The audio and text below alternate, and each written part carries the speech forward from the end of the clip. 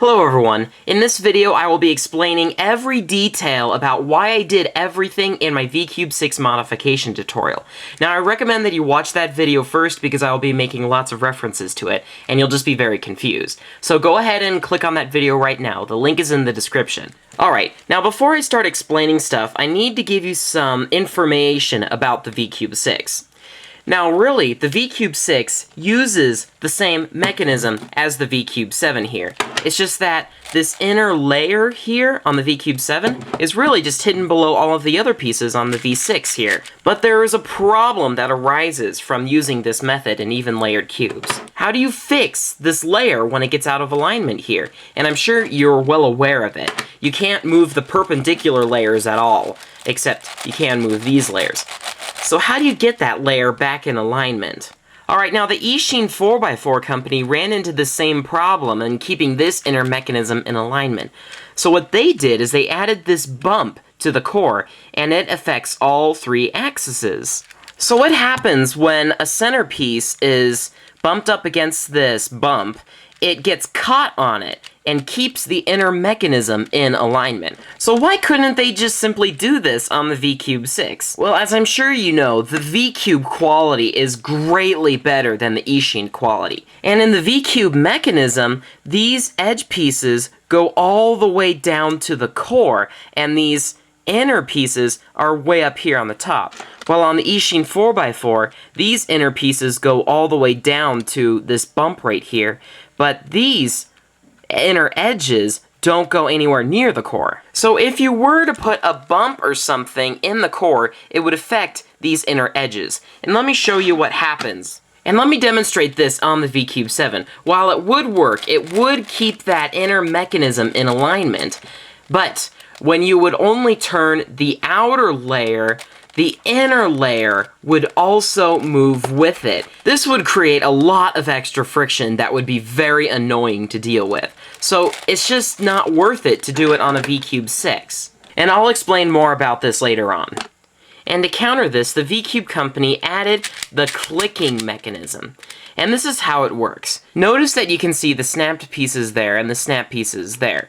So what happens when you turn these layers is one piece will unsnap from the core, but since this side is still snapped in, it will continue to stay snapped without coming out of alignment again. Pretty simple technique, but that clicking can be very annoying. Now this is where I come in. I figured out an alternate way to keep the inner mechanism in alignment, and thereby you can get rid of the clickiness.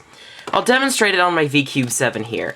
Pretend that these pieces are the glued ones that are inside there. So, when you automatically grip these layers, the inner layer will go ahead and move along with it. So no matter how this is rotated, it will always keep that inner mechanism in alignment. Now you might be thinking, why not just glue one of the pieces down here? Well, let me show you. Pretend that these two pieces are glued. And yes, this would keep the inner mechanism in alignment, but watch what happens when you do this. Turn. Thank you. You've got these two pieces glued together, and these two pieces. So then, you wouldn't be able to move either of them. That is the problem. That is why you cannot glue more than two in there. It's because you'll get these lockups like this. And that is where the pins come in. Since they are glued into the rivets, they do not move when you turn the layers over them. So what they do is they carve these notches into the bottom of these centers. So this way, these centerpieces can rotate right over the pin very easily. But when they want to move this way or that way, the pin will get caught in them and keep the inner layer in alignment. Now the pin can still scrape under the bottom, along the bottom of the centers. So that's why you still need 4 pins, and that adds just enough friction to keep the inner mechanism in alignment. Alright, so now that I've explained all that, I'll explain the popping modification by Master NZ. Now, when a corner is unmodified, it's got these very sharp edges. So when you have a piece, like let's say this one, they'd be in this position when assembled. The corner would move up here and sometimes get snagged on that centerpiece and cause it to go flying out. But on a modified corner, when it's nice and smooth like this, the corner can easily slip by it, rarely ever catching the centerpiece and shooting it out. Now, I also tried this modification on the VCube 7, and I really didn't see any results. It still seemed to pop the same rate, so I'm not sure what's going on there. Now let's go on to the fourth modification, which involves putting dirt in it. Now, I first tried this out in my Gigaminx, and while it didn't really help to improve the quality, it did make it smoother. So after you do all of the modifications, you will still have a slight clicky feel left over from that, and the dirt helps smooth that out. Now here's what I think why. In the VCube 7, which we all know is very nice and smooth, all of these pieces here are very round. So I can take this edge piece, and it goes over very smoothly. Pieces going everywhere. But on the VCube 6, it's more, yeah, you can see right there. It's kind of jagged. It's not a perfect circle.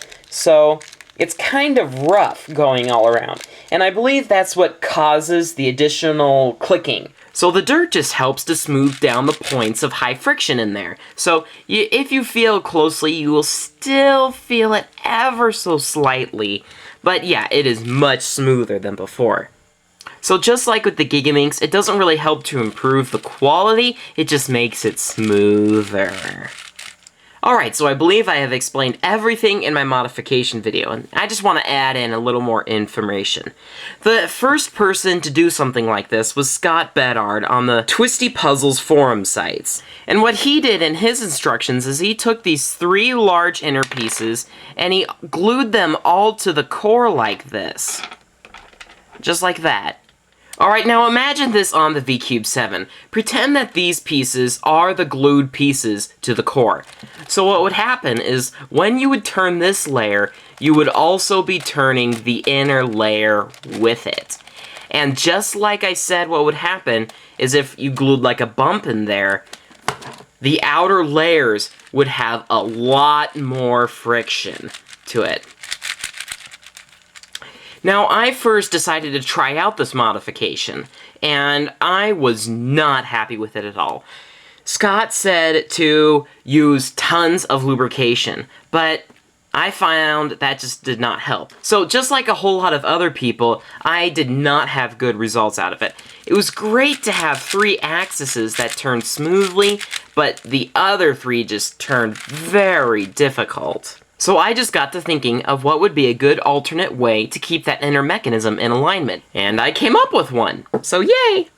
Now, as you can see up there, this is the 3rd version of my VCube 6 tutorial. So way back in November 2008 when I uploaded the first one, ever since, people have been having lots of trouble keeping their pins in there. So I've thought of countless ways to keep the inner mechanism in alignment, and some of them would be very good for mass production use. So like the VCube company, I'm sure could easily find a way to keep that 3rd axis in alignment. But I just haven't found anything that works better than putting in the pins. I even tried soldering in a pin. Alright, so I did try soldering the piece. I did try soldering the pin in, but yeah, it does seem to feel very strong in there, but in the process I kind of melted the plastic there. See that? It won't affect the solving of it at all. I mean, that curve is still intact, but you know, I just had the soldering iron like this, and it just, yeah, it kind of melted. But yeah, the pin does seem to be in there pretty strong, so if you'd like, that is an alternative to gluing it in with super glue. So if you do have trouble with the super glue, this might be an alternative, but it is much harder to do, you know? Even with this thing, I found it hard to hold the pin in place with this thing in place while I soldered it in. So it's definitely not the easiest thing. So I just think it would be a lot more trouble soldering in a pin than just simply gluing one in. And I recently got a message from another YouTube user saying that he simply put in blobs of glue on the rivets, and that somehow kept the inner mechanism in alignment. and I wasn't really sure how it works, so I decided to try it myself. And I have a theory as how it would work. Now imagine you had a blob of glue there that wasn't quite dried yet. What you could simply do is turn this layer over it, like this, and that would sculpt the glue so that it would be smoothed down on half of the side of it. Then what you could do is take the glue, remember this side is the side that's been smoothed down, and then start moving the layers up and down like this. And then continue doing that until the blob of glue is now sculpted into a shape that looks like this. Notice that it just kind of looks like a pin sticking out.